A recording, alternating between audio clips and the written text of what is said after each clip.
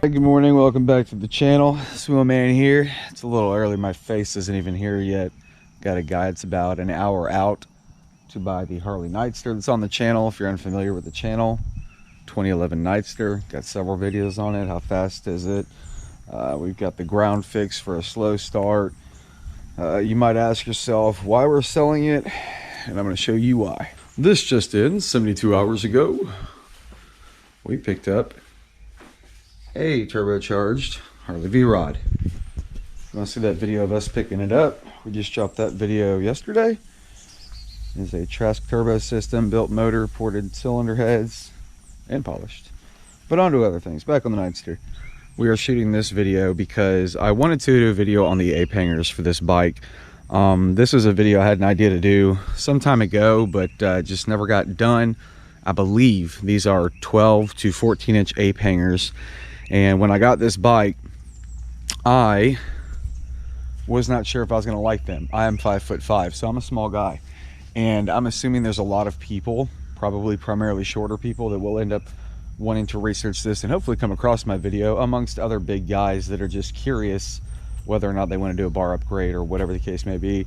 And I'm making this video for y'all. So I possess a bike with massive ape hangers. When I went to go get this bike, I was concerned that if I did get it, it was going to be too stretched for me. It was going to be very uncomfortable because of how big the ape hangers are. And they ended up not being an issue at all. And the reason why I say that is because there's a lot more involved swapping over bars than most people like to deal with, unless they really love the bike and they're just doing the work themselves or they're having somebody else do it. That being said, in order to go from like stock handlebars on a Nightster to ape hangers of this magnitude, you have to get your extension cables.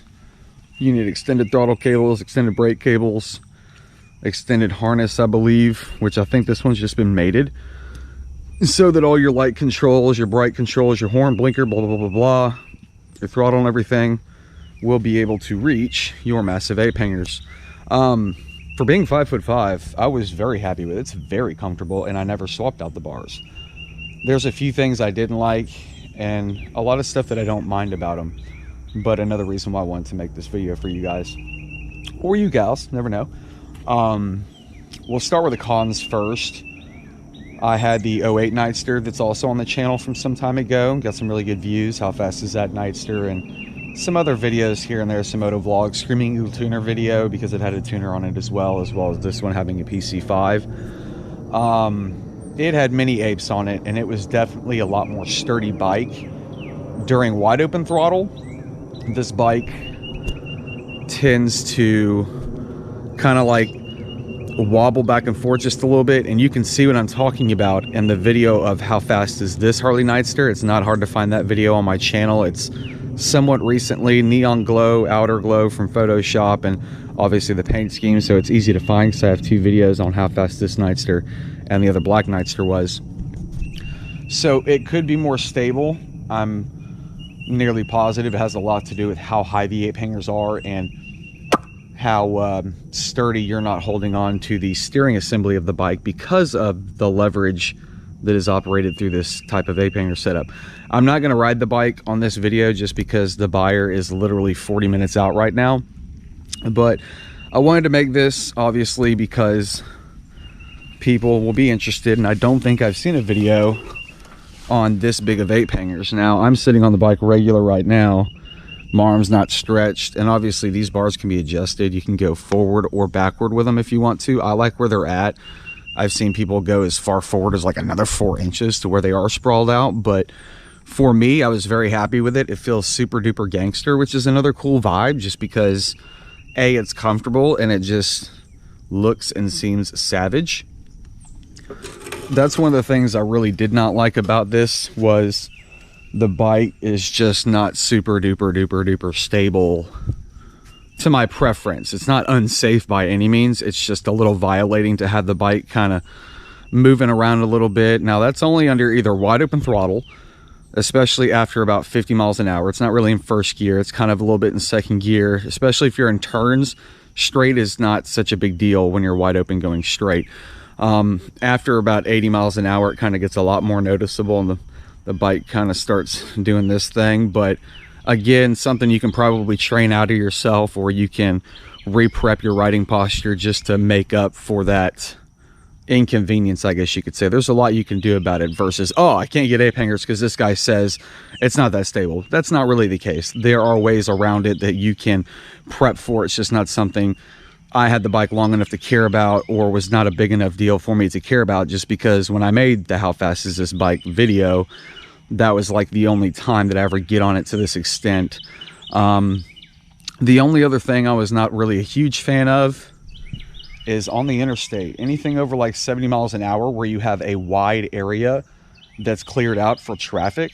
Unlike this road, the interstate or the highway is about twice as wide as this. As far as the forest gully goes, this thing is an exhaustion fighting wind.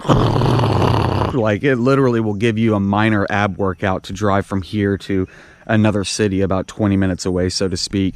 And something I really was not a fan of with this motorcycle, and I know again it has a lot to do with how big these ape hangers are, but it's something you can improvise for. Like, I know putting a decent sized windscreen on, or maybe like a gangster front fairing, would help this thing break through the wind better and get the wind flow over and around the bike versus shooting straight through it, just breaking wind with bars, speedometer, headlight, etc. The way these bikes can chop through air has a lot to do with how they handle on long duration rides and high mile an hours. So 80 miles an hour on this thing is a little bit of a pre-workout, Vin Diesel style, when you're heading long directions like that. And again, not a deal breaker. It's just stuff that I nitpick about and stuff I'm going to cover if I'm going to be the guy that shoots a review for it, ape hanger wise. Do they look cool? Yes. Are they very comfortable? Yes. Are they more comfortable than I expected them to be, given the nature of how short I am? Absolutely. I did not expect them to be that comfortable.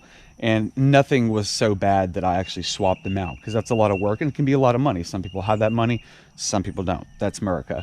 I think you're looking at like 150 to 150 just for the bar upgrades, and then you've got your extension kit. So usually you're looking at in between $200 to $500 for a legitimate kit to swap out stock old handlebars or mini apes for these, or just to go to another handlebar package in general to get everything that you need to properly swap it over. Not to mention having to undo brake line systems and stuff like that, and having to rebleed your system, which sometimes you may need to use a vac bleeder with this to get the proper setup so you can get your brakes bled, because once you do a bar upgrade, you're going to have to rebleed the brake system, because you have to unattach brake lines for the front.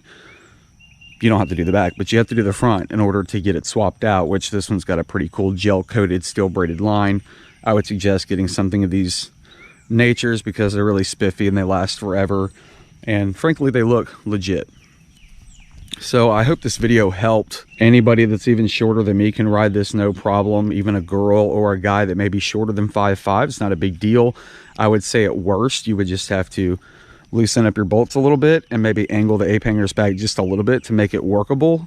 And these are obviously changes I would consider if you're dealing with a bike that you're getting such a great price on that you can't pass it up and you need to deal with the ape hanger situation or concern. In this case, it's not that big a deal to me. They were perfect. One of the other things I really am not a fan of is when I start this thing up and it's idling, these handlebars will be like shaking like a good quarter-inch back and forth. It looks weird. It's not a big deal. If anything, it's just Harley vibe. It looks savage, you know, it makes the bike seem hossy, but I'm just not a fan of how like back and forth they are just at idle, because of how high the bars go up and how there isn't any stability in the whole mounting region, or the, you know, up top where it's literally like an arm just sticking way off the bike. So something I'm not a fan of, not a deal breaker, just something I noticed. So I'm going to do a review on the ape hangers. I need to cover anything and everything, and possibly something you didn't even think about as far as an aspect of ape hangers. Again, I'm not going to ride the bike just because this guy is so close. I don't want anything to happen. I don't want to get hit by somebody else or any freak of nature to where my deal gets sabotaged. So if you want to see the bike being rode, obviously I have several videos of this bike on my channel. You will need to go there and watch them there, because right after this video, I'm going to go ahead and shoot the Flipping a Harley for Profits video. I hope this answered all of your questions. That's majorly what I didn't like about them. There's a lot that I do like about them. They look cool. They look gangster. They are very comfortable.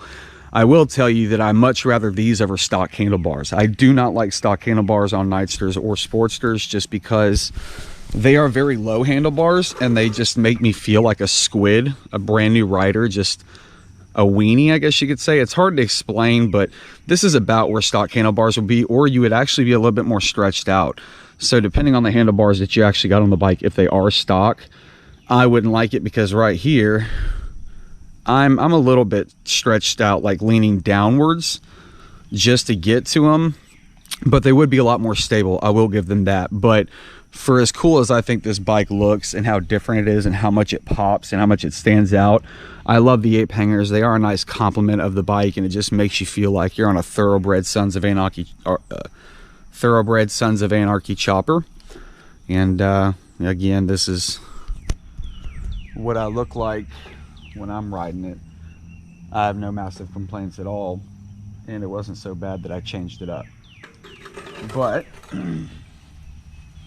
again, something to consider, you know, if I were to swap these out, which I wouldn't have cared, I probably wouldn't have spent the money to swap them out, but I would love to go back to mini ape hangers like I had on my black Nightster, or like my first video of how fast a Nightster is, which was Peter McNair's Nightster.